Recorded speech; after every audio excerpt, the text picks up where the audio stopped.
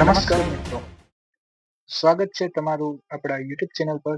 આજે આપણે લઈને આવ્યા છીએ GCSR એટલે કે ગુજરાત સિવિલ સર્વિસીસ રૂલ્સ, એનું ફૂલ ફોર્મ થાય છે, અને ગુજરાતીમાં ગુજરાત મુલ્કી સેવા ના ઇમ્પોર્ટન્ટ ક્વેશ્ચન તમારા માટે લઈને આવ્યો છું, જે તમારી અપકમિંગ એક્ઝામ માટે ખૂબ જ યુઝફુલ થશે. ખાસ કરીને ગુજરાત યુનિવર્સિટી, સૌરાષ્ટ્ર યુનિવર્સિટી, સુરત મહાનગરપાલિકા, આવી અનેક ગૌણ સેવા, તલાટી, જુનિયર ક્લાર્ક, અનેક બીજી બધી એક્ઝામ માટે તમને યુઝફુલ થશે. વિડીયોને લાસ્ટ સુધી જોજો, કે અંતમાં હું તમને એક સ્પેશિયલ ટ્રીક પણ બતાવીશ, જેનાથી તમે MCQ ફાસ્ટ સોલ્વ કરી શકશો. ગુજરાત મુલ્કી સેવા નિયમો GCSR 2002 ના ભાગ 1 નોકરીની સામાન્ય શરતો. પ્રથમ ક્વેશ્ચન છે, સેવા પોથીમાં જન્મ તારીખની નોંધ ફેરફાર કરવા અંગે શું જોગવાઈ છે? જેનો આન્સર છે, અજમાયશી સમયગાળો પૂરો થયા પછી કે 5 વર્ષની સરકારી નોકરી થઈ ગયા પછી, એ બેમાંથી જે વહેલું હોય તે સમયગાળો પૂરા થયા પછી જન્મ તારીખમાં ફેરફાર થઈ શકે નહીં. સેકન્ડ ક્વેશ્ચન છે, કર્મચારીની સેવા પોથી એટલે કે સર્વિસ બુક કોણ નિભાવે છે? તો કચેરીના વડા નિભાવે છે. ક્વેશ્ચન નંબર 3, સેવા પોથીની બીજી નકલ કોની પાસે રહે છે? તો કર્મચારી પાસે સર્વિસ બુક હોય છે. ચોથો ક્વેશ્ચન છે, સેવા પોથીની વાર્ષિક ખરાઈ કરવા બાબતે શું જોગવાઈ છે? તો દર વર્ષે જાન્યુઆરી માસમાં કચેરીના વડાએ વાર્ષિક ખરાઈ કરવી જોઈએ. પાંચમો ક્વેશ્ચન છે, અસલ સેવા પોથી ખોવાઈ જાય ત્યારે ડુપ્લિકેટ સેવા પોથી અસલ સેવા પોથી તરીકે માન્યતા આપવાની સત્તા કોને છે? તો જે તે વિભાગના સચિવને છે.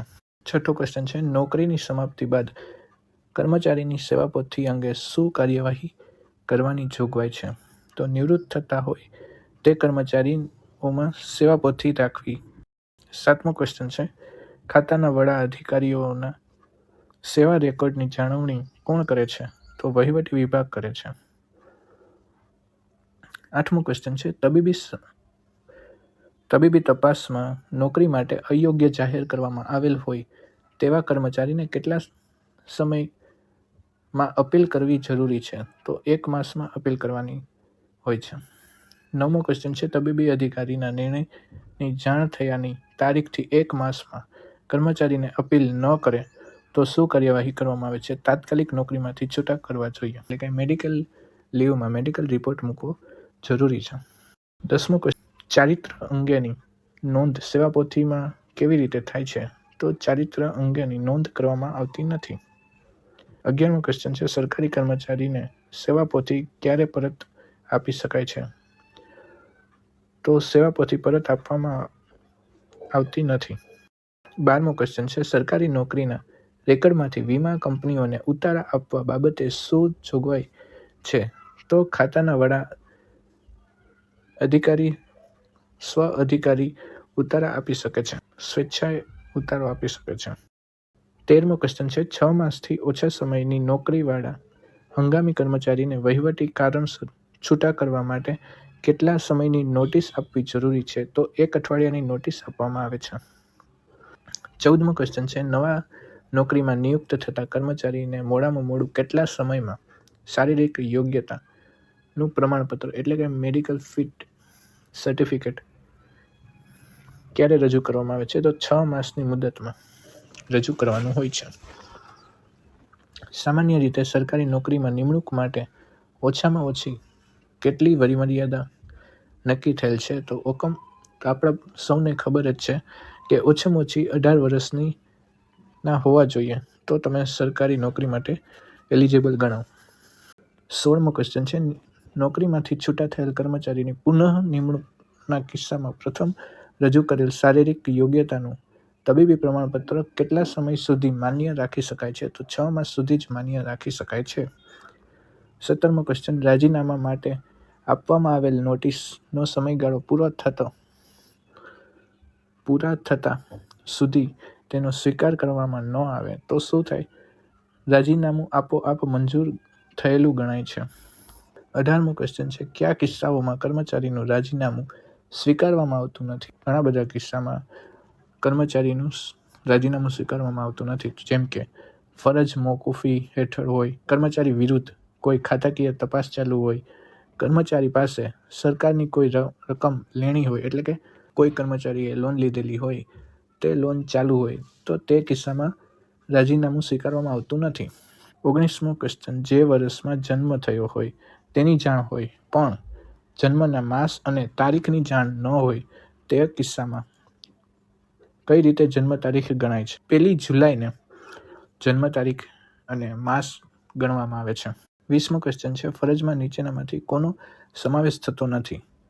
તો આ નથી છે ને, તે બહુ ધ્યાનથી વાંચજો. ઘણીવાર પરીક્ષામાં આપણે બેઠા હોય તો જલ્દીમાં આપણે નથી શબ્દ ભૂલાઈ જાય અને આગળ વધી જાય છે, તેથી ધ્યાનમાં રાખજો. આન્સર છે ફરજિયાત પરીક્ષામાં ત્રીજી વખત ઉપસ્થિત રહેવા અંગેનો સમય. 21મો ક્વેશ્ચન છે, ધારણાધિકાર નિર્ણય પ્રાપ્ત ક્યારે થાય છે? આન્સર છે કાયમી જગ્યા પર કાયમી કર્મચારીની નિમણૂક થાય ત્યારે ધારણાધિકાર પ્રાપ્ત થાય છે.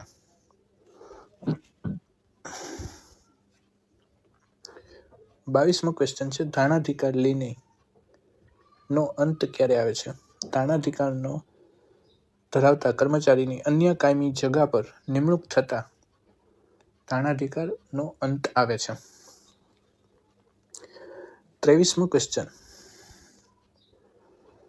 કર્મચારીનો કેટલો સમય સરકારના નિયમને અધીન ગણાય છે? તો સરકારી કર્મચારીનો સઘળો સમય, એટલે કે વધારામાં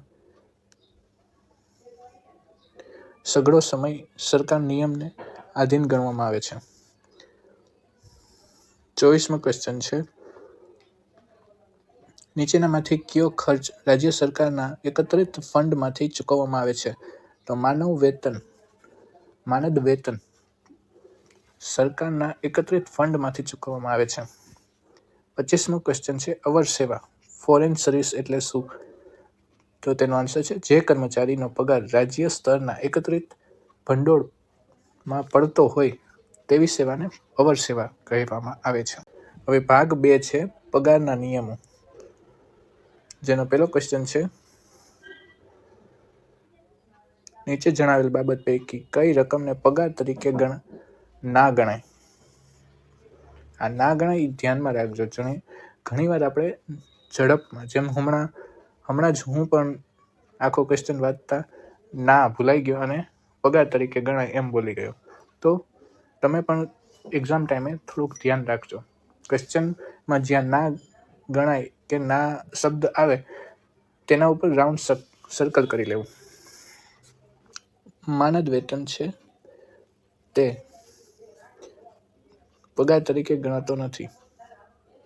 હવે બીજો ક્વેશ્ચન છે, કર્મચારીનો પગાર કાયમી પગાર કરતા ઓછો પગાર નક્કી થાય ત્યારે ખોટ પૂરી કરવામાં આપવામાં આવતો પગાર એટલે શું?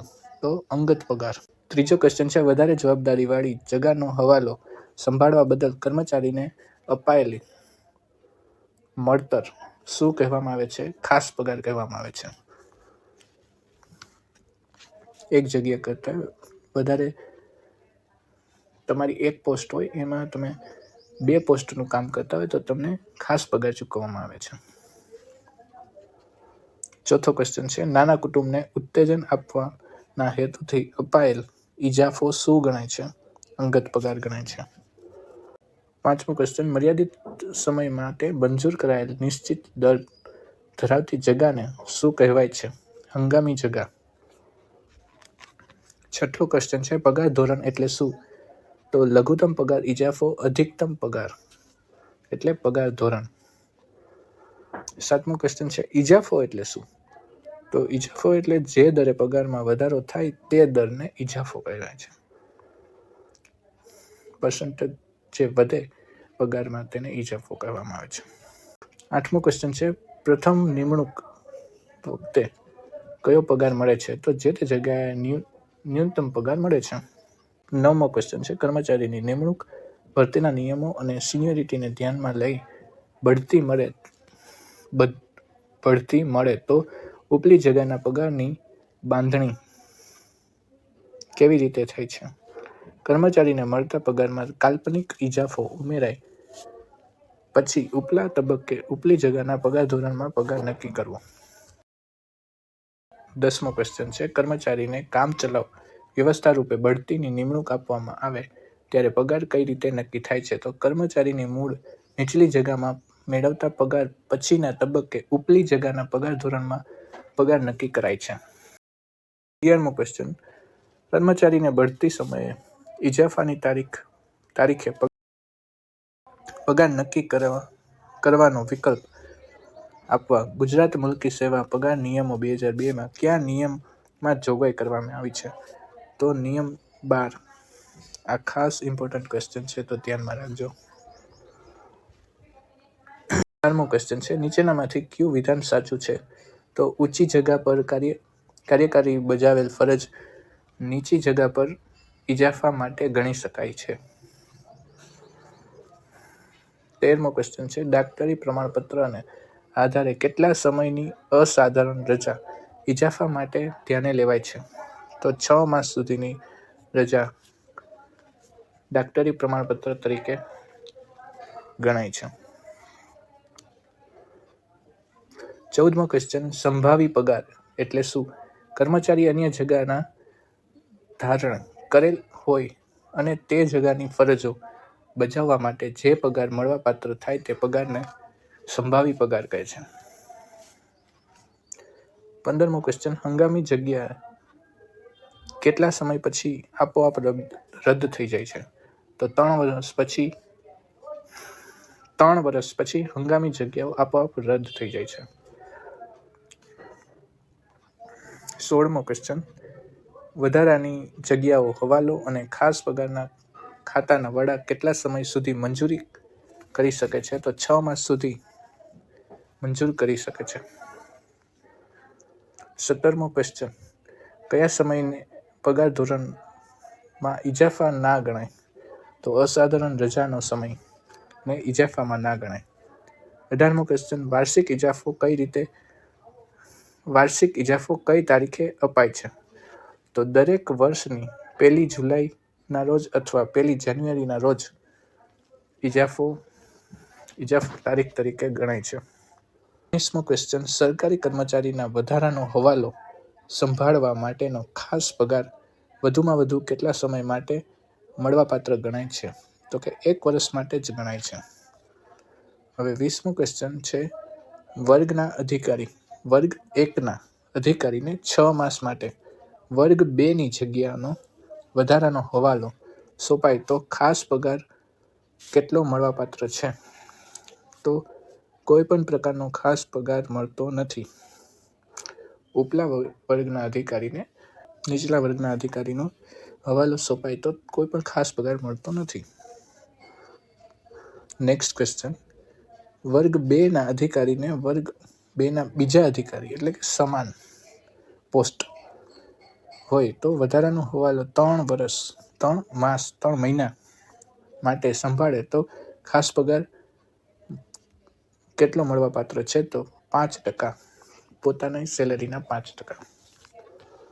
22મો ક્વેશ્ચન, વર્ગ 2ના અધિકારીને વર્ગ 1ની જગ્યાનો વધારાનો હવાલો 6 માસ માટે સંભાળે તો ખાસ પગાર કેટલો મળે છે? તો કે 10% મુજબ. 23મો ક્વેશ્ચન, સ્થગિત ઇજાફા કેટલા મળવાપાત્ર છે? તો વધુમાં વધુ 3 ઇજાફા મળવાપાત્ર છે. 24મો ક્વેશ્ચન, ઉચ્ચતર પગાર ધોરણ મેળવ્યા પછી જો કર્મચારી બઢતી આવે અને બઢતી જતી કરે તો શું કાર્યવાહી થાય છે? બઢતીની તારીખથી નીચેના પગાર ધોરણમાં મુકાય ને બઢતી અગાઉ મળેલી રકમ વસૂલ નહીં કરાય. 25મો ક્વેશ્ચન, કોઈ કર્મચારી જાહેર સેવા આયોગ જીપીએસસી અથવા અન્ય માન્ય પદ્ધતિ દ્વારા પસંદગી પામી રાજ્ય સરકારના અન્ય ખાતા કે કચેરીમાં નિમણૂક મેળવે ત્યારે કર્મચારી કેવા સંજોગોમાં પગાર રક્ષણ મળે છે? તો નવી નિમણૂક પગાર ધોરણ ઊંચું હોય ત્યારે અને નવી નિમણૂકનું પગાર ધોરણ સરખું હોય ત્યારે. 7મું પગાર પંચ લાગ્યું તે અંગેના પ્રશ્નો છે. 26મો ક્વેશ્ચન છે 7મા પગાર પંચમાં પે બેન્ડ અને ગ્રેડ પેના બદલે નીચે પૈકી ફોર્મ્યુલા દાખલ કરેલ છે. તો પે મેટ્રિક્સ દાખલ હતી. 27મો ક્વેશ્ચન 7મા પગાર પંચમાં પગાર નિયત કરવા જૂના પગાર પર કેટલું વેઇટેજ આપવામાં આવેલ છે? તો 2.57% આપવામાં આવેલું છે. 28મો ક્વેશ્ચન છઠ્ઠા પગાર પંચ મુજબ જૂના પગારને 2.57% વડે ગુણવા માટે કઈ રકમ ધ્યાનમાં લેવામાં આવે છે? તો છઠ્ઠા પગાર પંચનો પે બેન્ડ અને ગ્રેડ પે ના સરવાળા જેટલી રકમને ધ્યાનમાં લેવામાં આવે છે. 29મો ક્વેશ્ચન નવા પગાર પંચ પ્રમાણે અન્ય ભથ્થા કયા દરથી મળવાપાત્ર રહે છે? તો છઠ્ઠા પગાર પંચ મુજબ રહે છે. 30મો ક્વેશ્ચન નવા પગાર આપવા માટે વિકલ્પ ક્યારે આપી શકાય છે? તો ઉપરના બધા જ કિસ્સામાં, એટલે કે ઇજાફાની તારીખ, બઢતીની તારીખ, ઉચ્ચતર પગાર ધોરણની તારીખ, બધા જ. 31મો ક્વેશ્ચન 7મા પગાર પંચમાં ઇજાફા બાબતે શું મહત્વની જોગવાઈ કરવામાં આવેલ છે? તો ઇજાફાની 2 તારીખ નક્કી થયેલ હતી, 1 જાન્યુઆરી અને 1 જુલાઈ. 32મો ક્વેશ્ચન 7મા પગાર પંચ પ્રમાણે એક વર્ષમાં કેટલા ઇજાફા મળવાપાત્ર થાય છે? તો એક વર્ષમાં 1 ઇજાફો મળવાપાત્ર છે. 33મો ક્વેશ્ચન તારીખ 1/1/2016 પછી નિમણૂક મેળવનાર કર્મચારીને નવું પગાર ધોરણ સ્વીકારવા અંગે શું જોગવાઈ છે? તેનો આન્સર છે કોઈ વિકલ્પ આપી શકાય નહીં, પરંતુ ફરજિયાત રીતે નિમણૂકની તારીખથી નવું પગાર ધોરણ સ્વીકારવું પડે છે. 34મો ક્વેશ્ચન નવા પગાર ધોરણનો વિકલ્પ અથવા નોટિફિકેશનની તારીખ કેટલા માસમાં આપવાની જોગવાઈ છે? તો 3 માસમાં આપવાની જોગવાઈ છે. 35મો ક્વેશ્ચન નીચેનામાંથી કયું વિધાન સાચું છે? તો ફરજ મોકૂફી હેઠળના કર્મચારીની શિસ્ત વિષયક કાર્યવાહી પૂર્ણ થયા પછી આખરી નિર્ણય થયા બાદ નવો પગાર આપવો.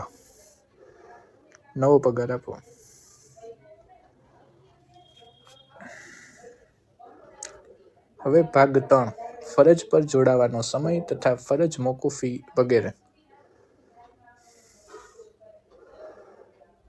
જેનો પહેલો ક્વેશ્ચન છે એક જ મુખ્ય મથકે કચેરી ખરેખર બદલાય તો ફરજ પર જોડાવાનો સમય કેટલો મળવાપાત્ર છે? તો 1 દિવસ. બીજો ક્વેશ્ચન છે જાહેર હિતમાં સરકારી કર્મચારીની અન્ય મથકે બદલી થાય તો તૈયારીના કેટલા દિવસ મળવાપાત્ર છે? 6 દિવસ. 6 દિવસનો ટાઈમ મળે છે તમને જ્યારે બદલી થાય છે ત્યારે. ત્રીજો ક્વેશ્ચન છે સ્વવિનંતીથી બદલી થાય તો ફરજ પર જોડાવા કેટલા દિવસ મળવાપાત્ર છે? તો કોઈ પણ દિવસ મળવાપાત્ર નથી. ચોથો ક્વેશ્ચન છે ફરજ પર જોડાવાનો સમય વધુમાં વધુ કેટલા દિવસ સુધી મંજૂર થઈ શકે છે? તો 30 દિવસ સુધી મંજૂર થઈ શકે છે.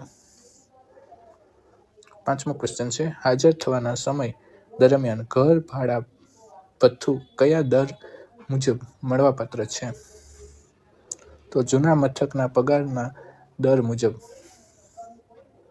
છઠ્ઠો ક્વેશ્ચન હાજર થવાના સમય દરમિયાન કાયમી મુસાફરી ભથ્થું કેટલું મળવાપાત્ર છે? તો કાયમી મુસાફરી ભથ્થું મળવાપાત્ર નથી.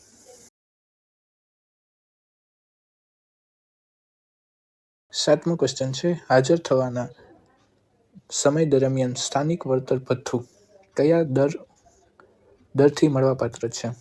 તો જૂના મથકના દર મુજબ મળવાપાત્ર. આઠમો ક્વેશ્ચન હાજર થવાના સમય દરમિયાન પગાર કયા દરથી ચૂકવાય છે? તો જૂના મથકનો પગાર તથા નવા મથકનો મળવાપાત્ર પગાર બેમાંથી જે ઓછો હોય તે પગાર ચૂકવવાનો છે. નવમો ક્વેશ્ચન છે હાજર થવાનો સમય વધુમાં વધુ કેટલા સમય સુધી ભોગવી શકાય છે? તો 6 માસ સુધી ભોગવી શકાય છે.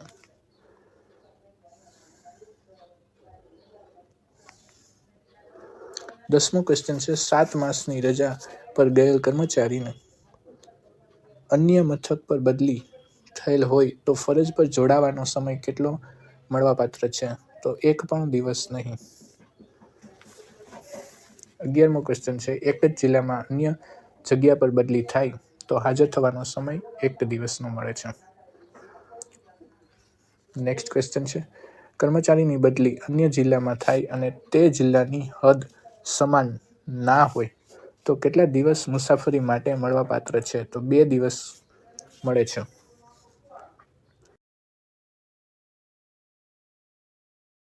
બે દિવસ જેટલો સમય તમને મળે છે. 13મો ક્વેશ્ચન ફરજ પર જોડાવાનો સમય વધારેમાં વધારે કેટલા દિવસની મર્યાદાને આધીન રહેશે? તો 30 દિવસ સુધી રહેશે.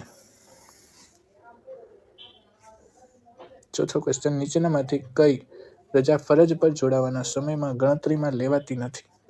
તો રવિવારને ફરજ પર જોડાવાનો સમયમાં ગણતરીમાં લેવામાં આવતું નથી. 15મો ક્વેશ્ચન ફરજ પર જોડાવાનો સમય કેટલા ભાગમાં ભોગવી શકાય છે? તો 2 ભાગમાં ભોગવી શકાય છે.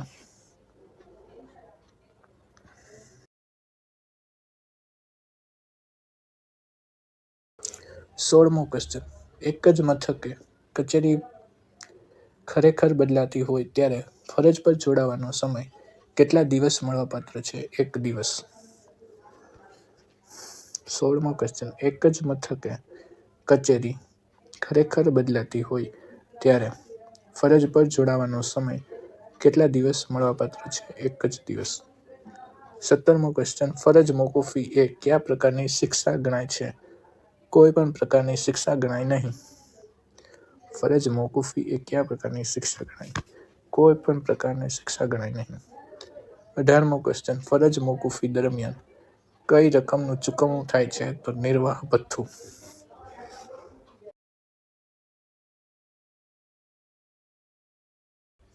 19મો ક્વેશ્ચન નિર્વાહ ભથ્થામાંથી કઈ કપાત ન થઈ શકે? સામાન્ય ભવિષ્ય નિધિ ફાળો.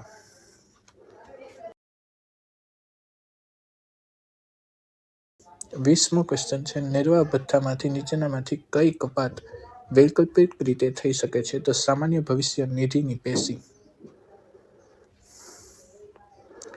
21મો ક્વેશ્ચન છે નિર્વાહ ભથ્થામાંથી નીચે જણાવેલ પૈકી કઈ કપાત ફરજિયાત છે? તો કે આવકવેરો ફરજિયાત કપાત છે.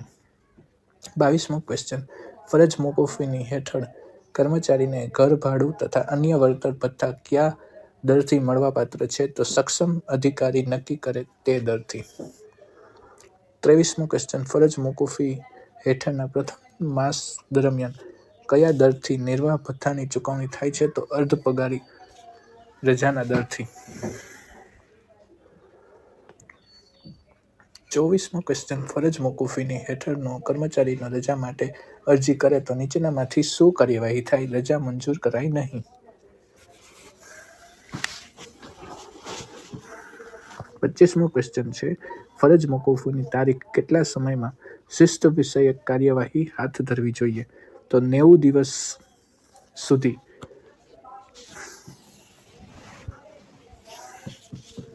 90 દિવસના સમયમાં શિસ્ત કાર્યવાહી હાથ ધરવી જોઈએ. 26મો ક્વેશ્ચન ફરજ મોકૂફીના કોઈ હુકમની સમીક્ષા કર્યા પછી એકી સમયે કેટલા દિવસ સુધી ફરજ મોકૂફી લંબાવી શકાય છે? તો 180 દિવસ સુધી ફરજ મોકૂફી લંબાવી શકાય છે.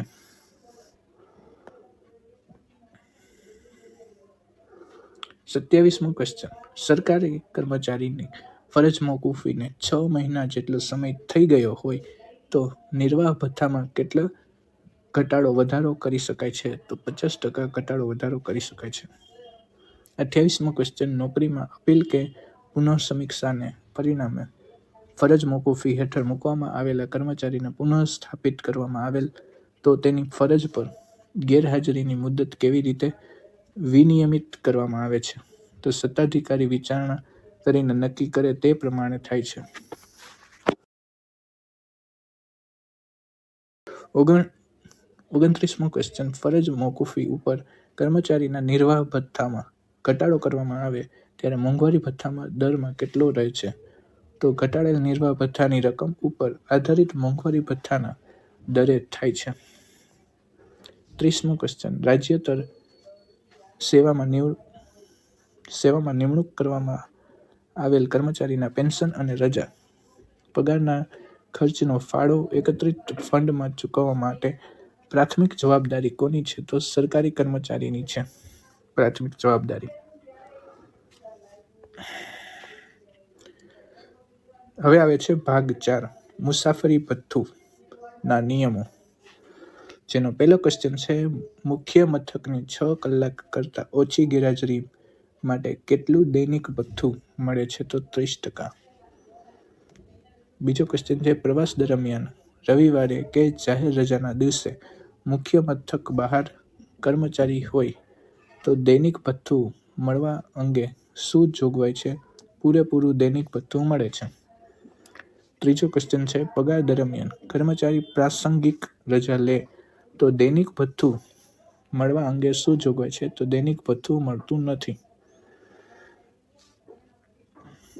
હવે ચોથો ક્વેશ્ચન છે, પ્રવાસ દરમિયાન રહેવા તથા જમવાની સગવડ પૂરી પાડવામાં આવી હોય તો કેટલું દૈનિક ભથ્થું મળે છે? તો 1/4 દૈનિક ભથ્થું મળે છે.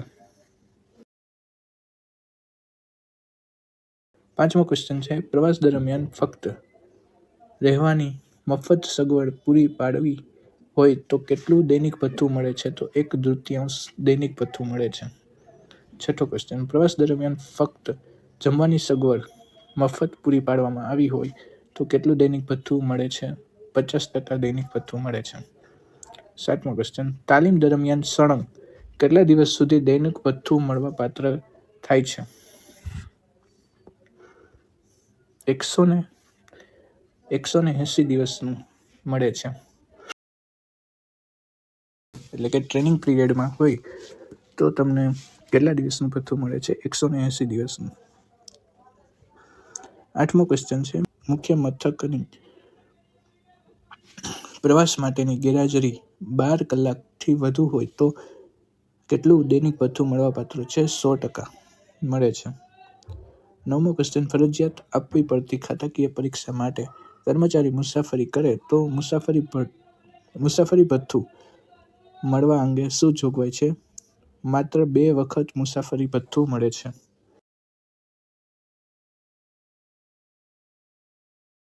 10મો ક્વેશ્ચન છે, કર્મચારી સળંગ 100 દિવસ રોકાણ મુખ્ય મથક બહાર જાહેર હિતમાં કરે તો તેને દૈનિક ભથ્થું કયા દરે મળે? પ્રથમ 90 દિવસ સુધી પૂર્ણ દરે, ત્યાર પછી અડધા દરે મળે છે. 11મો ક્વેશ્ચન, બદલી વખતે જૂના મથક અને નવા મથક વચ્ચેનું અંતર 20 કિલોમીટરથી વધારે હોય તો કેટલું સંયોજિત કમ્પોઝિટ ભથ્થું મળે છે? 1 મૂળ પગાર મળે છે. 12મો ક્વેશ્ચન, બદલી વેળાએ સરકારી કર્મચારી 2 પત્ની માટે ભથ્થાનો હક દાવો રજૂ કરે તો શું થાય? માત્ર 1 પત્નીનો હક દાવો મળે છે.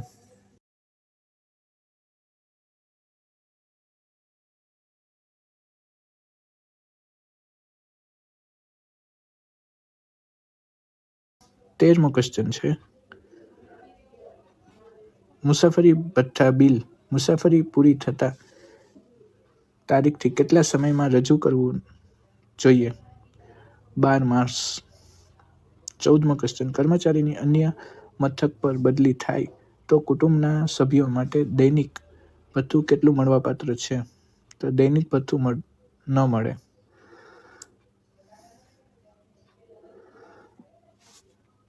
દૈનિક ભથ્થું મળતું નથી. 15મો ક્વેશ્ચન છે, સરકારી કર્મચારીની બઢતીથી બદલી થાય તો બદલી મુસાફરી ભથ્થું કયા પગારના દરેથી મળે છે? તો બંને મથકો પૈકી જે ઓછો પગાર હોય તે દરથી મળે છે.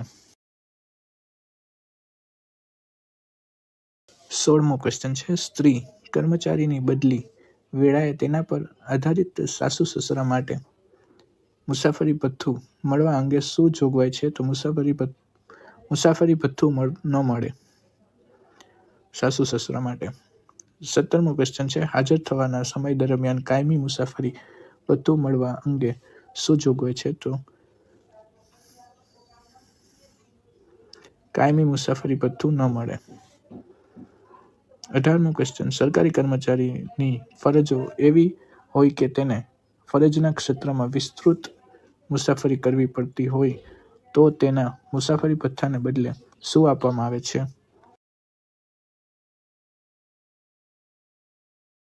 કાયમી ભથ્થું આપવામાં આવે છે. 19મો ક્વેશ્ચન, હાજર થવાના સમય વચ્ચે રવિવાર આવતો હોય તો રવિવાર કેવી રીતે ગણાય છે? હાજર થવાના દિવસ તરીકે ગણતરીમાં લેવાય નહીં. 20મો ક્વેશ્ચન, ફરજ મોકૂફી દરમિયાન તપાસ અધિકારી તપાસ બાબતમાં કર્મચારીને બોલાવે તો મુસાફરી ભથ્થું મળવા અંગે શું જોગવાઈ છે? મુસાફરી ભથ્થું મળવા પાત્ર છે. 21મો ક્વેશ્ચન, કોઈ કર્મચારી હાજર થવાનો સમય ભોગવતો હોય તે દરમિયાન ત્રીજા સ્થળે બદલી થાય તો તૈયારીના 6 દિવસ મળવા અંગે શું જોગવાઈ છે? તો ફરીથી તૈયારી અંગે 6 દિવસ મળવા પાત્ર નથી. એટલે કે એક સ્થળે બદલી થઈ હોય અને અચાનક પાછી બીજે સ્થળે બદલી થાય તો તેનો સમય અઠવાડિયે 6 દિવસનો હોય તો ફરીથી 6 દિવસ તેને મળતા નથી. જે 6 દિવસ એકવાર એલર્ટ થઈ ગયા હોય તે જ હોય. 22મો ક્વેશ્ચન, હાજર થવાના દિવસોમાં વચ્ચે જાહેર રજા આવતી હોય તો જાહેર રજાને દિવસ તરીકે ગણતરીમાં લેવા અંગે શું જોગવાઈ છે? હાજર થવાના દિવસ તરીકે ગણતરીમાં લેવાય છે.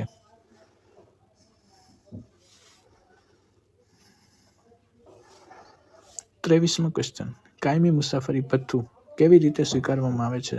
તો કર્મચારીના પગાર ભથ્થાને સાથે પગાર બિલના નમૂના સ્વીકારવામાં આવે છે.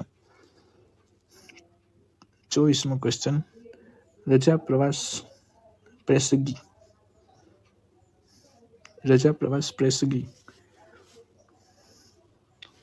પ્રવાસ ભથ્થાના ખર્ચના કેટલા પ્રમાણમાં મંજૂર થાય છે? તો કે 80% મંજૂર થાય છે. LTC.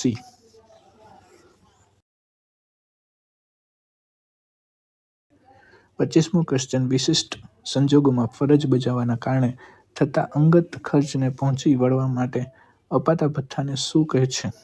વળતર ભથ્થું કહેવામાં આવે છે. 26મો ક્વેશ્ચન, નીચેનામાંથી શાનો સમાવેશ મુસાફરી ભથ્થામાં ના થાય? મુસાફરી ભથ્થામાં થતું નથી. તો કે હવાલો ભથ્થું મુસાફરી ભથ્થામાં સમાવેશ નથી થતો.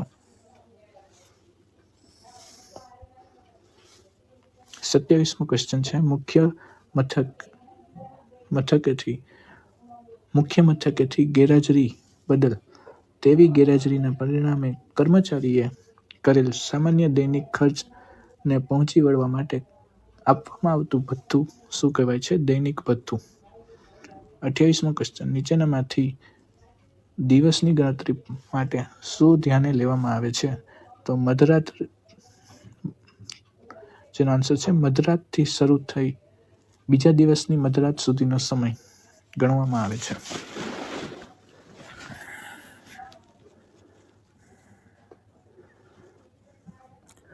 ઓગણત્રીસમો ક્વેશ્ચન, પુનઃ નિયુક્ત થયેલ પેન્શનરને મુસાફરી ભથ્થું આપવા કયો પગાર ધ્યાને લેવામાં આવે છે? તો પગાર તથા પેન્શનની રકમના સરવાળા જેટલો પગાર મળે છે. 30મો ક્વેશ્ચન, પેન્શનરને મુસાફરી કરવાની આવશ્યકતા ઉપસ્થિત થાય ત્યારે કયો પગાર ધ્યાને લેવાય છે? તો આન્સર છે નિવૃત્તિ તરત પહેલા મેળવેલ છેલ્લો પગાર. 31મો ક્વેશ્ચન, કર્મચારીઓને કાયમી મુસાફરી ભથ્થાની રકમની મંજૂરી માટેની ગણતરીમાં નીચેનામાંથી કઈ બાબતને ધ્યાને લેવામાં આવે છે? તો જે તે સમયે પ્રવર્તમાન દૈનિક ભથ્થો દર ધ્યાને લેવાય છે. 32મો ક્વેશ્ચન, નીચેનામાંથી કયા સંજોગોમાં કાયમી મુસાફરી ભથ્થું મળવાપાત્ર છે? તો તો પ્રાસંગિક રજા દરમિયાન ભથ્થું મળે છે.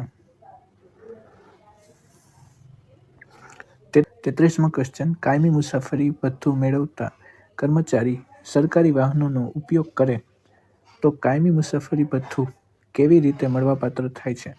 તો તે દિવસનું કાયમી મુસાફરી ભથ્થું અડધું મળે છે. 34મો ક્વેશ્ચન, કર્મચારીને પ્રથમ વખત વાહન ભથ્થું મંજૂર કરતી વખતે કર્મચારીને કેટલા સમય લોગ બુક નિભાવવી જોઈએ? તો 3 માસ માટે લોગ બુક નિભાવવી જોઈએ. 35મો ક્વેશ્ચન, માસિક સરેરાશ કેટલા કિલોમીટરથી વધુ મુસાફરી હોય તો વાહન ભથ્થું મળે છે? 200 કિલોમીટરથી વધુ હોય તો વાહન ભથ્થું મળે છે. કેવી રીતે કહેવામાં આવેલ? 36મો ક્વેશ્ચન, કેવી રીતે કરવામાં આવેલી મુસાફરી વાહન ભથ્થા માટે પાત્ર ગણી શકાય નહીં?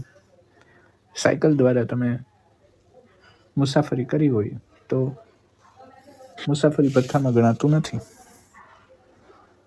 37મો ક્વેશ્ચન, સળંગ કેટલા દિવસ કરતાં વધારે દિવસની મુદત દરમિયાન વાહન રાખે નહીં તો વાહન ભથ્થું મળવાપાત્ર નથી? 15 દિવસ. હવે 38મો ક્વેશ્ચન, ફરજના સ્થળથી કેટલા કિલોમીટરના અંતરમાં રહેતા કર્મચારીને ટ્રાન્સપોર્ટ માટે એલાઉન્સ મળવાપાત્ર નથી?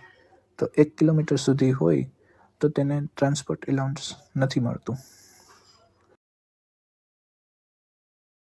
39મો ક્વેશ્ચન, ફરજ પરથી કેટલા સમય સુધી રજા, તાલીમ વગેરે કારણ સળંગ ગેરહાજરી હોય તો ટ્રાન્સપોર્ટ એલાઉન્સ મળવાપાત્ર નથી? તો 20 દિવસ સુધી ગેરહાજર રહે તો તેને ટ્રાન્સપોર્ટ એલાઉન્સ મળતું નથી. 40મો ક્વેશ્ચન, પોતાની માલિકીની સાયકલ રાખી હોય અને ફરજ બજાવણી માટે ઉપયોગ કરતા હોય તો કર્મચારીને સાયકલ ભથ્થું મળે છે ₹20 મળે છે ખાલી. 41મો ક્વેશ્ચન, સામાન્ય રીતે મુસાફરી કયા માર્ગે કરવી જોઈએ? સૌથી ટૂંકા માર્ગે કરવી જોઈએ. 42મો ક્વેશ્ચન, સ્વેચ્છાએ વિમાન દ્વારા મુસાફરી કોણ કરી શકે છે? તો ગ્રેડ પે જેનો 7600 હોય તે જ કરી શકે છે. 43મો ક્વેશ્ચન, જે એક રાત્રિ રેલવે દ્વારા મુસાફરી થઈ શકે તેમ ન હોય અને અંતર 500 કિલોમીટરથી વધારે હોય તો સ્વેચ્છાએ હવાઈ માર્ગે મુસાફરી કોણ કરી શકે છે? તો જેનો ગ્રેડ પે ₹6600 હોય તે હવાઈ મુસાફરી કરી શકે છે. 44મો ક્વેશ્ચન, હવાઈ મુસાફરી કરવા માટે પાત્ર ન હોય તેવા કર્મચારીને હવાઈ મુસાફરી કરે તો કેટલું ભાડું મળવાપાત્ર થાય? હકદાર હોય તે અંગે રેલવેની ભાડાની મર્યાદામાં મળે છે. રેલવેની ટિકિટ પ્રમાણે હવાઈ મુસાફરીનું ભાડું મળે છે. 45મો ક્વેશ્ચન, કર્મચારી રજા, તાલીમ કે પ્રવાસ અંગે જાહેર રજાઓ જોડીને કુલ કેટલા દિવસ કરતાં વધુ સમય ગેરહાજર રહે તો પરિવહન ભથ્થું મળવાપાત્ર નથી? 30 દિવસ ગેરહાજર રહે તો પરિવહન ભથ્થું મળતું નથી.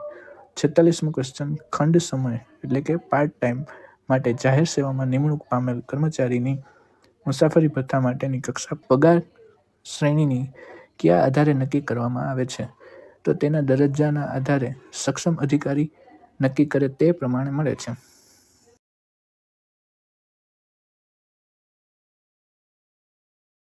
47મો ક્વેશ્ચન, નિવૃત્ત કર્મચારી તેની સામેની ખાતાકીય તપાસમાં વતનથી મુસાફરી કરી તપાસમાં હાજરી આપે ત્યારે તેને મુસાફરી ભથ્થું મળવા અંગે શું જોગવાઈ છે? તો ટૂંકામાં ટૂંકા અંતરથી કરાયેલી મુસાફરી ભથ્થું મળવાપાત્ર છે. 48મો ક્વેશ્ચન, જે વર્ગમાં મુસાફરી કરવા હકદાર હોય તેના કરતાં નીચલા વર્ગમાં મુસાફરી કરે ત્યારે કયા વર્ગનું ભાડું મળવાપાત્ર છે? ખરેખર જે વર્ગમાં મુસાફરી કરી હોય તે વર્ગનું ભાડું ચૂકવવામાં આવે છે.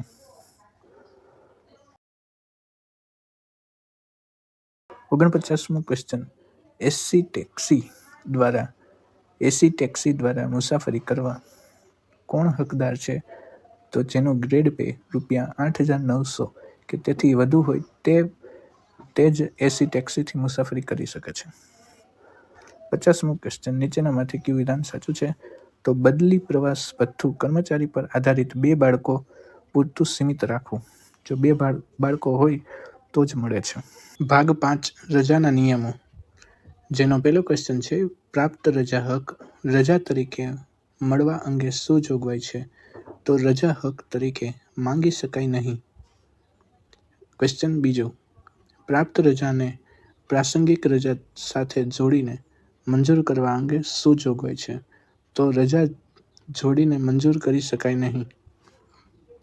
થર્ડ ક્વેશ્ચન છે, નિવૃત્તિ સમયે કેટલા દિવસની રજાનું રોકડમાં રૂપાંતર થાય છે?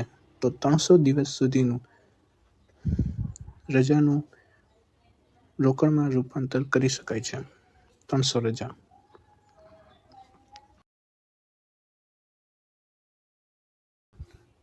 ચોથો ક્વેશ્ચન છે, નીચેનામાંથી કયું વિધાન સાચું છે? તો રજા મંજૂર કરનાર અધિકારી રજા નામંજૂર કરી શકે છે. એ વિધાન સાચું છે.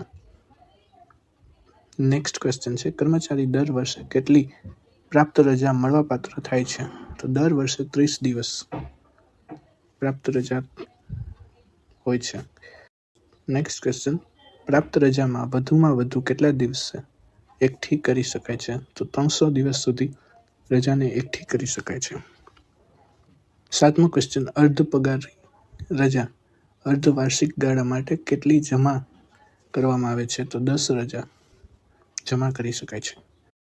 નેક્સ્ટ ક્વેશ્ચન, કચેરીના વડાને તાબાના વર્ગ 3ના કર્મચારીની કેટલા સમય સુધીની રજા મંજૂર કરવાની સત્તા છે? તો 240 દિવસ સુધી રજા મંજૂર કરાવી શકાય છે. 9મો ક્વેશ્ચન, હંગામી સ્ત્રી કર્મચારી કે જેની નોકરી 1 વર્ષથી વધુ પરંતુ 2 વર્ષથી ઓછી હોય તો પ્રસૂતિની રજા દરમિયાન કેટલો રજા પગાર મળી શકે છે? તો અર્ધ પગારી રજા પર જતા જે પગાર મળે તેટલો મળે છે.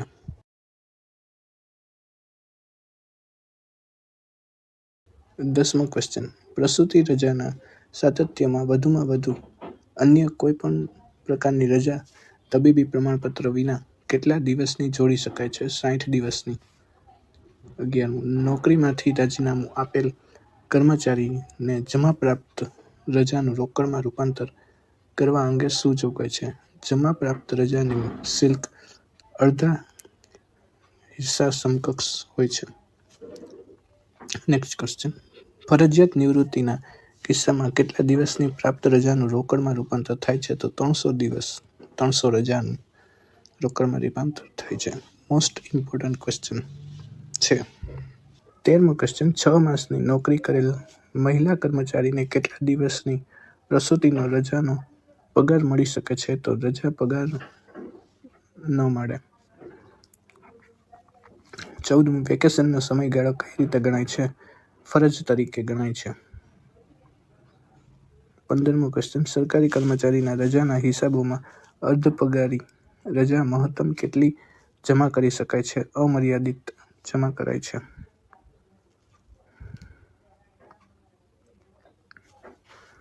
16મો ક્વેશ્ચન, રજા પગારની ગણતરી કેવી રીતે થાય છે? કર્મચારી રજા પર જતા પહેલા જે પગાર આકારેલ હોય તેની બરાબર રજા પગારનો હકદાર થાય છે. 17મો ક્વેશ્ચન, 15 માસની નોકરી કરેલ હંગામી સ્ત્રી કર્મચારીની પ્રસૂતિની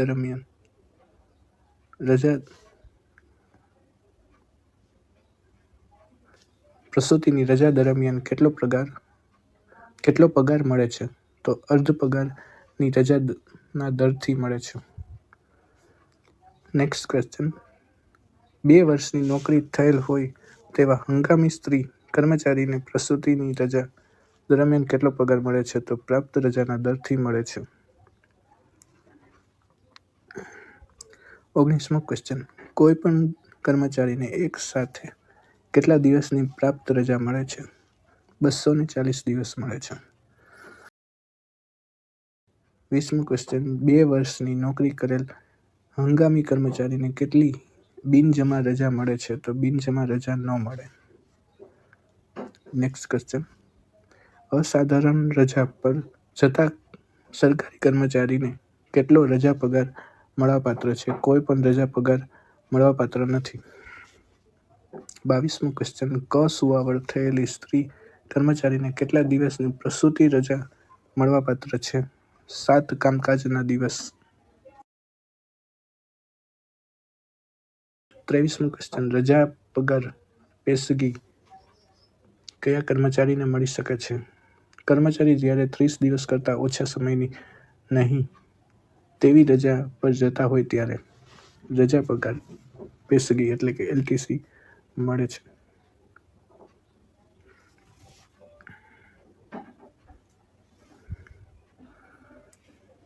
24મો ક્વેશ્ચન, બિનજમા રજા દરમિયાન કેટલો પગાર મળે છે? તો અડધો પગાર મળે છે બિનજમા દરમિયાન.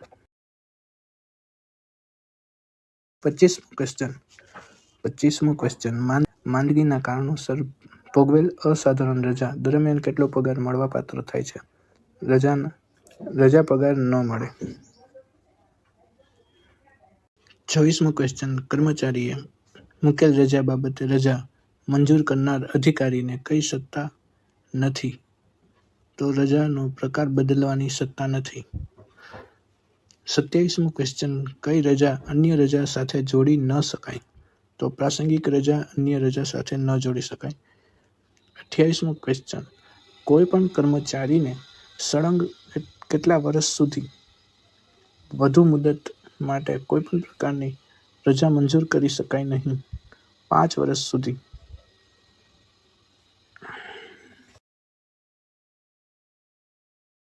29મો ક્વેશ્ચન, પ્રાપ્ત રજા ક્યારે જમા કરવાની હોય છે? તો 1 જાન્યુઆરી અને 1 જુલાઈએ પ્રાપ્ત રજા જમા કરાવી. 30મો ક્વેશ્ચન, પ્રાપ્ત રજા ક્યારે કમાઈ ના શકાય?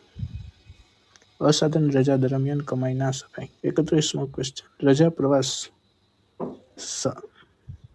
પ્રવાસ રાહત સમયે કેટલી પ્રાપ્ત રજાનું રોકડમાં રૂપાંતર કરી શકાય છે? 10 દિવસ.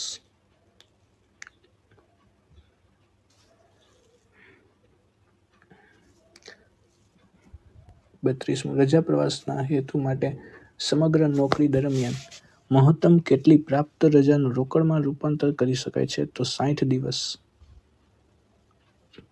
33મો ક્વેશ્ચન, જે વર્ષે પૂરેપૂરું વેકેશન ભોગવ્યું હોય તે વર્ષે બજાવેલ ફરજ સંબંધે વેકેશન ખાતાના કર્મચારી કેટલી પ્રાપ્ત રજાના હકદારો ગણાય છે? તો પ્રાપ્ત રજા માટે હકદાર નથી. નેક્સ્ટ ક્વેશ્ચન, બિનજમા રજા મંજૂર કરવામાં આવી હોય તે કર્મચારીનું ફરજ પર હાજર થયા પહેલા અવસાન થાય તો રજા પગાર વસૂલ કરવામાં આવે છે? કોઈ રજા પગારની વસૂલાત કરવાની નથી. 35મો ક્વેશ્ચન, સમગ્ર નોકરી દરમિયાન કેટલી અર્ધ પગારી રજા મળવાપાત્ર છે? તો કોઈ મર્યાદા નથી. નેક્સ્ટ ક્વેશ્ચન, અભ્યાસના હેતુ માટે મહત્તમ કેટલા દિવસની રૂપાંતરિત રજા મંજૂર કરી શકાય છે? તો 90 દિવસ મંજૂર કરી શકાય છે. 37મો ક્વેશ્ચન, અભ્યાસ રજા મેળવવા માટે ઓછામાં ઓછી કેટલી નોકરી જરૂરી છે? તો 5 વર્ષ થઈ ગયા હોવા જોઈએ. 38મો ક્વેશ્ચન, અભ્યાસ રજા પરથી પરત આવ્યા પછી નિવૃત્તિના ઓછામાં ઓછા કેટલા વર્ષ બાકી હોય તો અભ્યાસ રજા મળી શકે છે? 3 વર્ષ.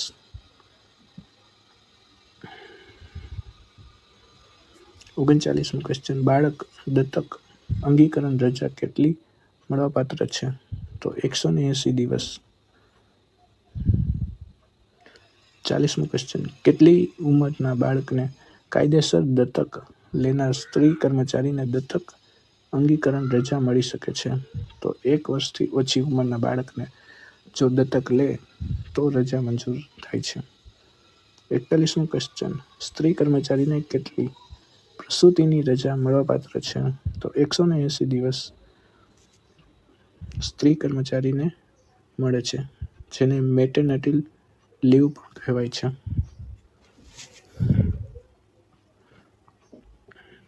42મો ક્વેશ્ચન. પ્રસૂતિ રજા દરમિયાન પૂરો પગાર કેટલા વર્ષની નોકરી હોય તો મળવાપાત્ર છે? 2 કે તેથી વધુ 2 વર્ષથી વધુ નોકરી કરતો હોય તો રજાનો લાભ મળે છે. 43મો ક્વેશ્ચન. પ્રસૂતિની રજા સાથે તબીબી પ્રમાણપત્ર રજૂ કર્યા સિવાય કેટલી રૂપાંતરિત રજા મંજૂર કરી શકાય છે? 60 દિવસ.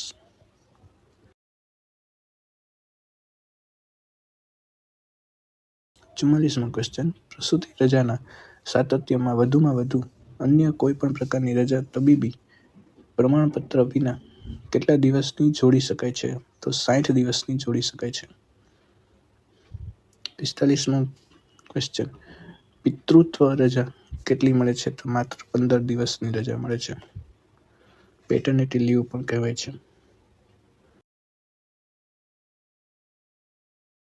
46મો ક્વેશ્ચન. અશક્તતા રજા કોને મળવાપાત્ર છે? ફરજ બજાવતા થયેલ ઈજાના કારણે અશક્તતા આવી હોય તેવા કર્મચારીને લીવ મળે છે. 47મો ક્વેશ્ચન. હોસ્પિટલ રજા કઈ રીતે હિસાબમાં ઉધારવામાં આવે છે? તો કોઈ રજાના હિસાબમાં ઉધારાશે નહીં. 48માં એક નિવૃત્ત થતા કર્મચારીને રજાના હિસાબમાં 200 પ્રાપ્ત રજા અને 300 અર્ધ પગારી રજાની સિલક છે તો કેટલો પગાર મળવાપાત્ર છે? તો 200 દિવસનો પૂરો પગાર અને 100 દિવસનો અડધો પગાર મળે છે. 49મો ક્વેશ્ચન. રજાના રોકડ રૂપાંતર કઈ રકમનો સમાવેશ થાય છે? તો મૂળ પગાર અને મોંઘવારી ભથ્થુંનો સમાવેશ થાય છે. 50મો ક્વેશ્ચન. નીચે દર્શાવેલ કયા પ્રસંગોમાં રજા પગારનું રોકડમાં રૂપાંતર કરી શકાય છે? ઉપર જણાવેલા ત્રણે એટલે કે વય નિવૃત્તિ સમયે, સ્વૈચ્છિક નિવૃત્તિ સમયે, ચાલુ નોકરીમાં અવસાન સમયે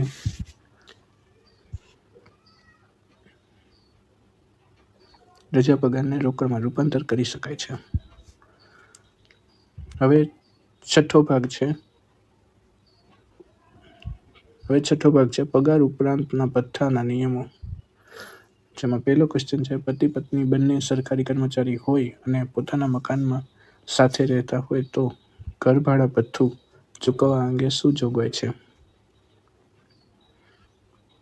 તો પતિ અથવા પત્ની બંનેને ઘર ભાડા ભથ્થું મળવાપાત્ર છે. બીજો ક્વેશ્ચન. બદલી થયેલ સરકારી કર્મચારીને ઘર ભાડા ભથ્થું નવા મથકે હાજર થયા દરમિયાન કયા દરે મળવાપાત્ર છે? તો જૂના સ્થળે જે દરે ભથ્થું આકારતા હોય તે દરે મળવાપાત્ર છે.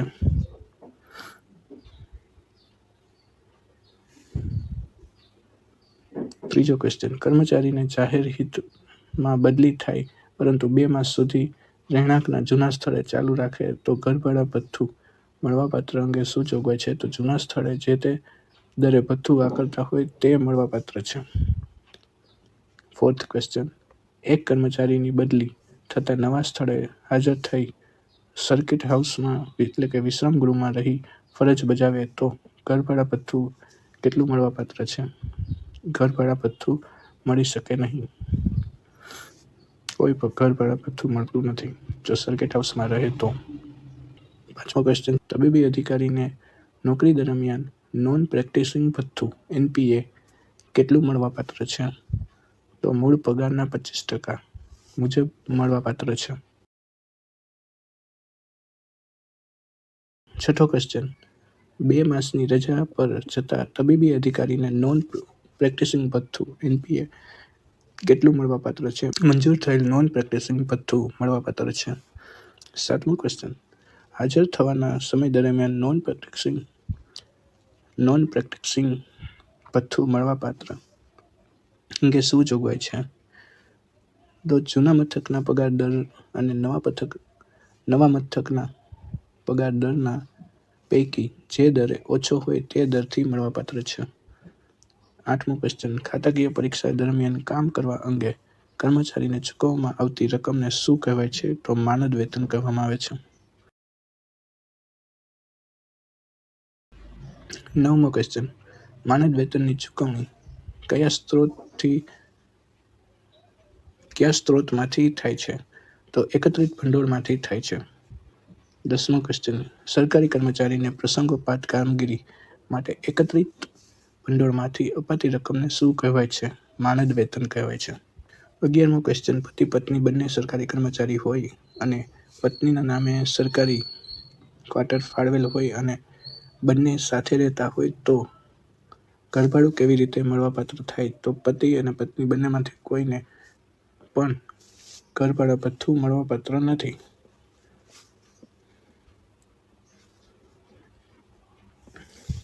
12મું, સક્ષમ અધિકારીને કર્મચારીને મુખ્ય મથક સિવાયના સ્થળે રહેવાની પરવાનગી આપી હોય તો વળતર ભથ્થા કયા દરે મળવાપાત્ર થાય છે?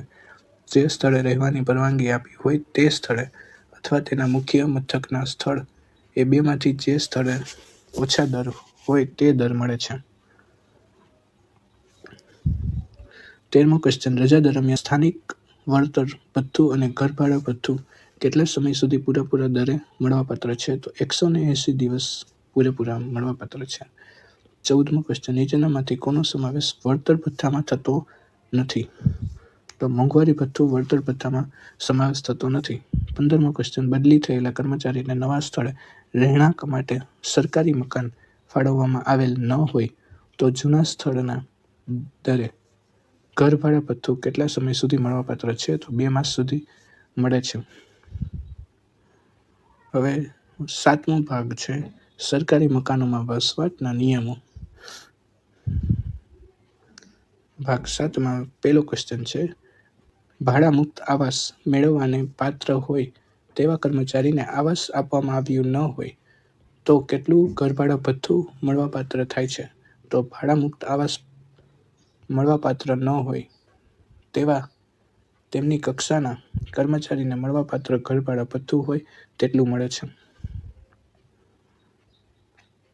સેકન્ડ ક્વેશ્ચન, વિભિન્ન કક્ષાના આવાસોનું અધિકૃત ભોગવટ નું ભાડું કોણ નક્કી કરે છે?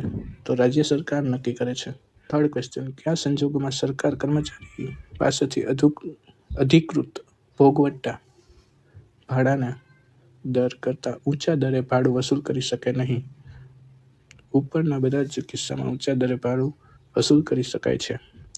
એમાં પહેલું છે, કર્મચારીની વિનંતીથી આવાસની કક્ષાએ કરતાં ઊંચી કક્ષાનું આવાસ ફાળવવામાં આવ્યું હોય ત્યારે, ફાળવેલ આવાસ વગર પરવાનગીએ પેટા ભાડે આપેલ હોય ત્યારે, ફરજ ઉપર હોય ત્યારે જ્યાં રહેવું જરૂરી ન હોય ત્યાં તેનું રહેણાંકનું આવાસ ફાળવવામાં આવ્યું હોય ત્યારે.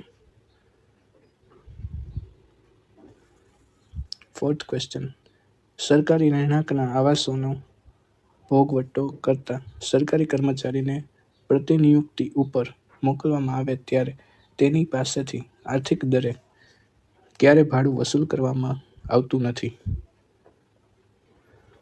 ફિફ્થ ક્વેશ્ચન, પેન્શનમાં મૂડીકૃત રૂપાંતરની કેટલા સમય બાદ પુનઃસ્થાપના થાય છે? તો 15 વર્ષ બાદ પુનઃસ્થાપના થાય છે. છઠ્ઠો ક્વેશ્ચન, કર્મચારીમાં કેટલા વર્ષની પેન્શન પાત્ર નોકરી પૂર્ણ કર્યા પછી સ્વૈચ્છિક નિવૃત્તિ થઈ શકે છે? તો 20 વર્ષ પૂર્ણ કર્યા પછી સ્વૈચ્છિક નિવૃત્તિ થઈ શકે છે. 7, સંતાનને કેટલા વર્ષની ઉંમર સુધી કુટુંબ પેન્શન મળવાપાત્ર છે? તો 25 વર્ષ. 8મો ક્વેશ્ચન, નિવૃત્તિ વખતે વધુમાં વધુ કેટલી રજાનું રોકડમાં રૂપાંતર થવા પાત્ર છે? તો 300 દિવસ. 9મો ક્વેશ્ચન, વહીવટી કારણોસર સળંગ કેટલા માસ સુધી નોકરીમાં તૂટ હોય તો તે બિન પેન્શન પાત્ર ગણાય છે? તો 3 માસ. 10મો ક્વેશ્ચન, ચાલુ નોકરીમાં અવસાન પામેલ કર્મચારીનું કુલ નોકરી 22 વર્ષ હોય તો કેટલી રકમની ગ્રેચ્યુટી મળવાપાત્ર થાય છે? તો 22 પગાર મળે છે.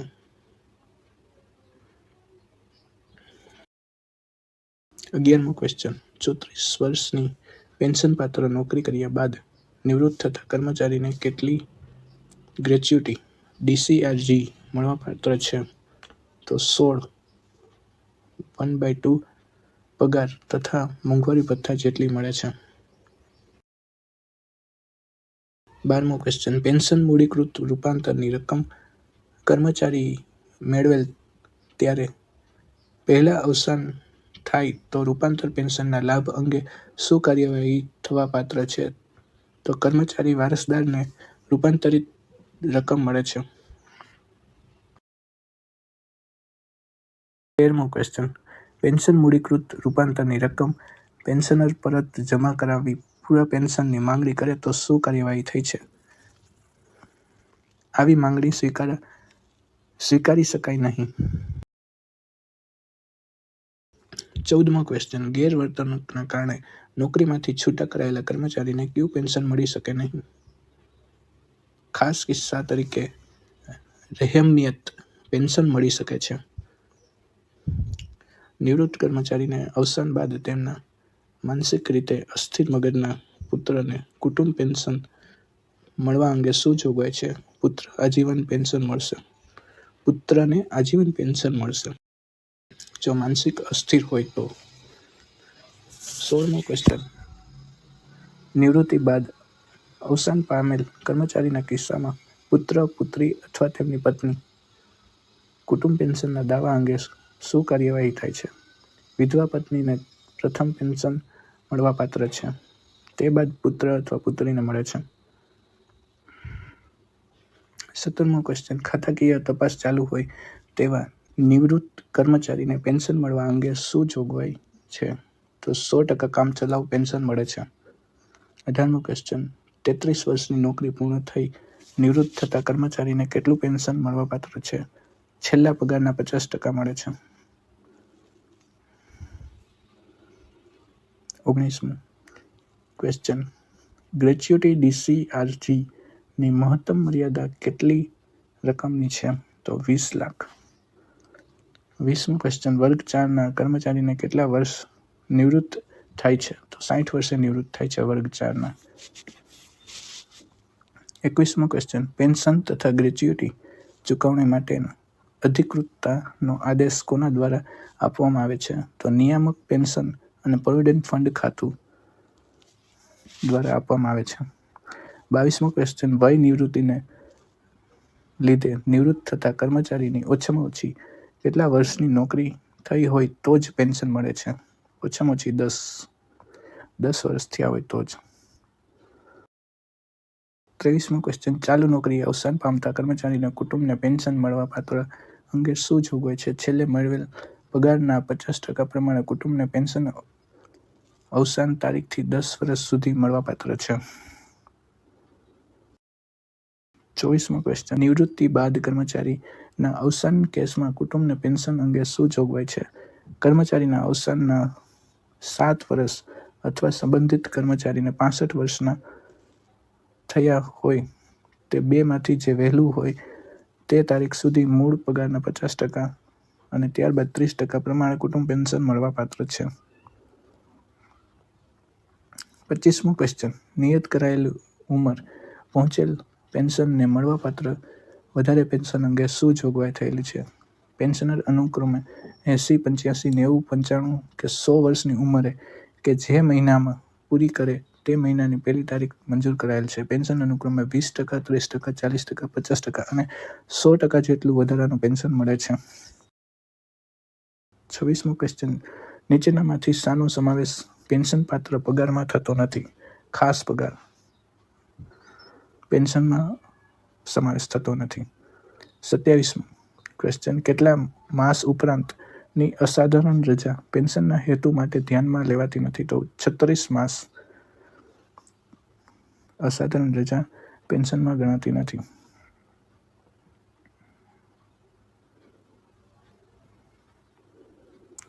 28મો ક્વેશ્ચન. કેટલા વર્ષની ઉંમર પછી નોકરી પેન્શન પાત્ર સેવા ગણવાપાત્ર છે? તો 18 વર્ષ. 28મો ક્વેશ્ચન. કેટલા વર્ષની ઉંમર પછીની નોકરી પેન્શન પાત્ર સેવા ગણવાપાત્ર છે? તો કે 18 વર્ષ. 29મો ક્વેશ્ચન. વહીવટી કારણોસર સળંગ કેટલા માસ સુધી વધુ નોકરીમાં તૂટ હોય તો બિન પેન્શન પાત્ર ગણાય છે? 3 માસ. હોય તો નવીન પેન્શન ગણાય છે. 30મો ક્વેશ્ચન, રાજપત્રિત અધિકારીને કેટલા વર્ષની ઉંમર પછી સરકાર કોઈ પણ કારણ આપ્યા વગર પરિપક્વ નિવૃત્તિ લેવાનું ફરમાવી શકે છે? 50 વર્ષ. 31મો ક્વેશ્ચન, વર્ગ 4ના કિસ્સામાં નિવૃત્ત વયમર્યાદા કેટલી નક્કી કરવામાં આવેલ છે? 60 વર્ષ. 32મો ક્વેશ્ચન, નવનિર્ધારિત પેન્શન યોજના કઈ તારીખથી અમલમાં મૂકવામાં આવી છે? 1/4/2005. સૌથી important question, NPS new pension scheme કઈ તારીખથી અમલમાં મૂકવામાં આવી છે? તો 1/4/2005થી.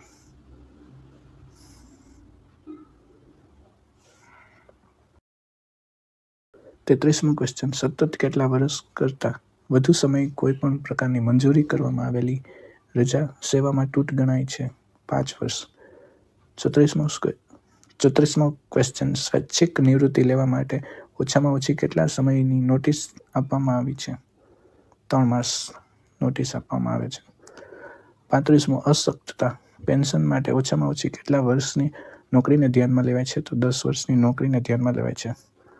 36મો ક્વેશ્ચન, માનસિક અથવા શારીરિક દુર્બળતાને કારણે નિવૃત્ત થવા માટે નિયત કરેલી નિવૃત્ત વયે પહોંચતા અગાઉ નિવૃત્ત થતા કર્મચારીને કયું પેન્શન આપવામાં આવે છે? અશક્તતા પેન્શન આપવામાં આવે છે. 37મો ક્વેશ્ચન, કર્મચારીને તેની ગેરવર્તણૂક, નાદારી કે બિનકાર્યક્ષમતા બદલ નોકરીમાંથી રૂખસદ આપવામાં આવે ત્યારે તેને આપવામાં આવતું પેન્શન એટલે શું? તો રહેમિયત પેન્શન. 38મો ક્વેશ્ચન, કાયમી જગા નાબૂદ થવાથી કે ફરજોના પ્રકાર બદલવાથી કર્મચારીને નોકરીમાંથી છૂટા કરવા માટે પસંદ કરવામાં આવેલ ત્યારે વિકલ્પે કયું પેન્શન આપવામાં આવે છે? તો વળતર પેન્શન આપવામાં આવે છે. 39મો, તબીબને આપવામાં આવતું નોન પ્રેક્ટિસિંગ એલાઉન્સ પેન્શન માટે ગણતરીમાં લેવામાં અંગે શું જોગવાઈ છે? પેન્શન માટે ગણતરીમાં લેવાય છે. 40મો ક્વેશ્ચન, પેન્શન ગ્રેચ્યુટી માટે મહત્તમ કેટલા વર્ષની નોકરીને ધ્યાનમાં લેવાય છે? તો 33 વર્ષની નોકરીને ધ્યાનમાં લેવાય છે. 41મો ક્વેશ્ચન, 1 વર્ષથી ઓછી નોકરી થયેલ હોય તેવા કર્મચારીને ચાલુ નોકરીએ અવસાન સમયે કેટલી ગ્રેચ્યુટી મળવાપાત્ર છે? તો 2 પગાર મળે છે. 42મો ક્વેશ્ચન, 1 વર્ષથી વધુ અને 5 વર્ષથી ઓછી નોકરી થયેલ હોય તેવા કર્મચારીનું ચાલુ નોકરી અવસાન થાય તો કેટલી ગ્રેચ્યુટી મળે છે? તો 6 પગાર. 43મો ક્વેશ્ચન, કર્મચારી ચાલુ નોકરી અવસાન પામે અને નોકરીને 5 વર્ષથી વધુ પણ 20 વર્ષથી ઓછી હોય તો ગ્રેચ્યુટી મળવાપાત્ર 12 પગાર મળે છે. 44મો ક્વેશ્ચન, કુટુંબ પેન્શન મેળવતી પત્નીને સરકારી નોકરી મળે તો તેના કુટુંબ પેન્શન ઉપર શું અસર થાય છે? કોઈ અસર કુટુંબના પેન્શનમાં ના થાય. 45મો ક્વેશ્ચન, નીચે જણાવેલ પૈકી કયા પ્રકારના પેન્શનનું મૂડીકૃત રૂપાંતર થઈ શકે નહીં? કામચલાઉ પેન્શનમાં. 46મો ક્વેશ્ચન, નિવૃત્તિ પછી કેટલા સમયમાં મૂડીકૃત રૂપાંતર માટે અરજી કરવામાં આવે છે? તબીબી પ્રમાણપત્ર રજૂ કરવું જરૂરી નથી. તો 12 માસ. 47મો ક્વેશ્ચન, કામચલાઉ પેન્શન કોણ મંજૂર કરે છે? તો ખાતાના વડા મંજૂર કરે છે. 48મો ક્વેશ્ચન, પેન્શન હેતુ માટે પગાર એટલે શું? પે બેનનો પગાર અને ગ્રેડ પે છે. 49મો ક્વેશ્ચન, ગ્રેચ્યુટીની ગણતરી માટે શું ધ્યાનમાં લેવાય છે? છેવટનો મેળવેલ પે બેન્ડ, પગાર અને ગ્રેડ પે અને મોંઘવારીને ધ્યાનમાં લેવાય છે. 50મો ક્વેશ્ચન, કુટુંબ પેન્શનમાં ઓછામાં ઓછું કેટલા રૂપિયા મળવાપાત્ર છે? તો ₹3,500 મળવાપાત્ર છે. તો આ હતા મહત્વપૂર્ણ ક્વેશ્ચન. હવે વાત કરીએ ઇમ્પોર્ટન્ટ ટિપ્સની. જે તમને એક ખાસ મહત્વપૂર્ણ ટિપ્સની વાત કરી હતી, તો તે ટીપ છે એમસીક્યુ સોલ્વ કરતી વખતે હંમેશા એલિમિનેશન મેથડ વાપરો. એટલે કે ખોટા વિકલ્પોને પહેલાં કાઢી નાખો અને સાચો જવાબ સહેલો થઈ જશે. તો મિત્રો, જો તમને આ વિડીયો ગમ્યો હોય તો લાઈક કરો અને આવી જ તૈયારી માટે ચેનલને સબસ્ક્રાઈબ કરો. આવા અનેક વિડીયો આવતા રહેશે. તો ફરી મળીએ. નેક્સ્ટ વિડીયોમાં. ત્યાં સુધી બાય બાય, ટેક કેર, જય Hind and thanks for watching.